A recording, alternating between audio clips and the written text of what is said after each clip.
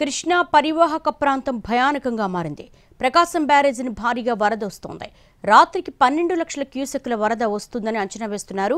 తెనాలి, వేమూరు, కొల్లూరు మండలాలకు ముంపు వచ్చే ప్రమాదం ఉంది. దీంతో అక్కడి ప్రజలు బిక్కుబిక్కుమంటున్నారు. దీంతో ఈ రాత్రి కాళరాత్రి అవుతుందా, కృష్ణమ్మ శాంతిస్తుందా అన్నది చూడాల్సిందే. మరింత సమాచారాన్ని మా ప్రతినిధి కృష్ణ అందిస్తారు. పరివాహక ప్రాంతం తీవ్ర భయానకంగా మారింది. గడిచిన 2 రోజులుగా వస్తున్నటువంటి వరద ఉధృతి ఇప్పుడు తీవ్రమైనటువంటి పరిస్థితి కనిపిస్తుంది. ప్రస్తుతం ప్రకాశం బ్యారేజ్కి 11.5 లక్షల క్యూసెక్ల వరద నీరైతే వస్తోంది. దీనికి సంబంధించి అధికారులు ఇప్పటికే తీవ్ర హెచ్చరికలు జారీ చేసినటువంటి పరిస్థితి. అదేవిధంగా 2వ నెంబరు ప్రమాద సూచిక అయితే ఎగరవేశారు. ఇప్పటికే 70 గేట్లకు సంబంధించి కొన్ని గేట్లు మరమ్మతులకు గురైనట్లుగా కూడా అధికారులు చెప్తున్నటువంటి పరిస్థితి అయితే కనిపిస్తూ ఉంది. ఈ నేపథ్యంలో కృష్ణా పరివాహక ప్రాంతానికి, ప్రకాశం దిగువ ప్రాంతానికి పెద్ద ఎత్తున వరద నీరైతే వస్తుంది. ఈ రాత్రికి అది 12 లక్షల క్యూసెక్కులకు చేరేటువంటి అవకాశం కూడా ఉన్నట్లుగా స్పష్టమవుతుంది. సో కృష్ణా పరివాహక ప్రాంతంలో ప్రకాశం బ్యారేజీ దిగువ ఉన్నటువంటి అనేక లంక ప్రాంతాలకు ముంపు ప్రమాదం పొంచి ఉందని చెప్పుకోవచ్చు. మనం ప్రధానంగా లంకల ప్రాంతాలు ఏవైతే ఉన్నాయో, ఇటు తెనాలి మండలం కానీ, వేమూరు మండలం కానీ, కొల్లూరు మండలం కానీ, ఇవన్నీ కూడా ఇప్పుడు తీవ్రమైనటువంటి ముంపుకు గురయ్యేటువంటి పరిస్థితి అయితే నెలకొంది. సాధారణంగా కృష్ణాకి వరద వచ్చే ప్రతి ఒక్కసారి కూడా 7 లక్షలు లేదా 8 లక్షలు క్యూసెక్లు మాత్రమే వస్తుంది. కానీ ఈసారి అనూహ్యంగా 12 లక్షలకు రీచ్ అయింది. అంటే 2009లో వచ్చినటువంటి 11 లక్షల 10,000 క్యూసెక్లు ఏవైతే ఉన్నాయో దానికి మించినటువంటి వరద అయితే ఈసారి ఖచ్చితంగా వచ్చిందని చెప్పుకోవచ్చు.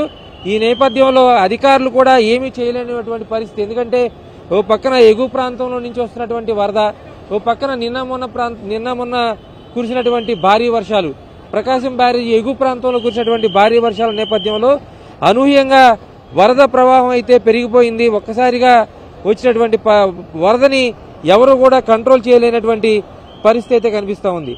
సో మనకి చరిత్ర కానీ తీసుకున్నట్లయితే ఇంత పెద్ద ఎత్తున వరద వచ్చినటువంటి పరిస్థితి ఎప్పుడూ లేదని చెప్తున్నారు. 2009కి ముందు 1903లో కృష్ణా పరివాహక ప్రాంతానికి ఈ స్థాయిలో వరద వచ్చింది. అయితే అప్పుడు వచ్చిన వరద కేవలం 10,60,000 క్యూసెక్లు. ఇది 1903 అక్టోబర్ 7వ తేదీన రికార్డ్ అయింది. ఆ తర్వాత అతిపెద్ద విపత్తు ఎప్పుడంటే 2009 అక్టోబర్ 5. ఈ రెండు కూడా అక్టోబర్ నెలలోనే వచ్చాయి. అంటే 1903లో వచ్చినటువంటి విపత్తు కానీ, అదేవిధంగా 2009లో వచ్చినటువంటి విపత్తు కానీ అక్టోబర్ నెలలో వచ్చాయి.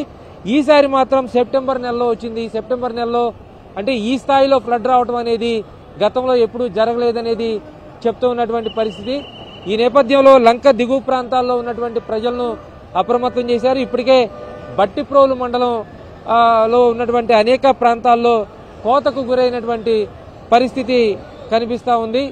ఆ బట్టిప్రోలు మండలంలో ఉన్నటువంటి కోతకు గురైనటువంటి కృష్ణా కోతకు గురైనటువంటి ప్రాంతాల్లో ఇప్పటికే కలెక్టర్లు కానీ, అదేవిధంగా అక్కడ ఉన్నటువంటి మంత్రులు కానీ పర్యటించడం జరుగుతూ ఉంది.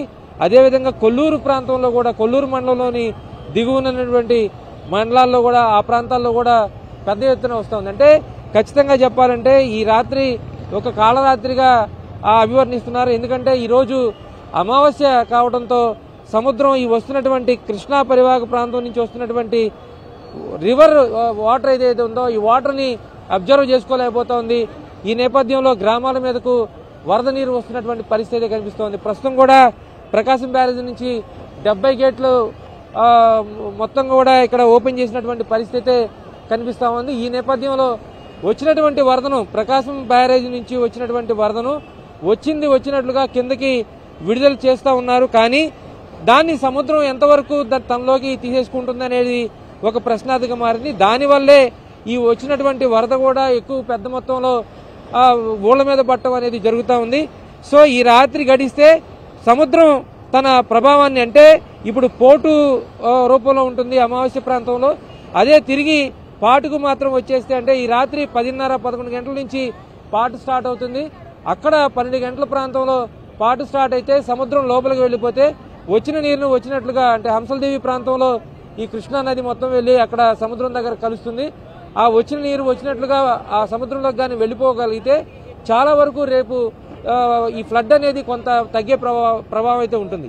సో మరికొన్ని ప్రాంతాల్లో ఇప్పటికి కూడా మనకి గొల్లపూడి కానీ ఇతరత్ర భవానీపురం కానీ ఈ ప్రాంతాలు మొత్తం కూడా ఇప్పటికి కూడా నీటిలో ఉన్నాయి. ఈ పక్కన దిగువన ఉన్నటువంటి కృష్ణలంక ప్రాంతం కూడా ఇప్పటికి కూడా ప్రమాదకరమైనటువంటి పరిస్థితుల్లో ఉంది.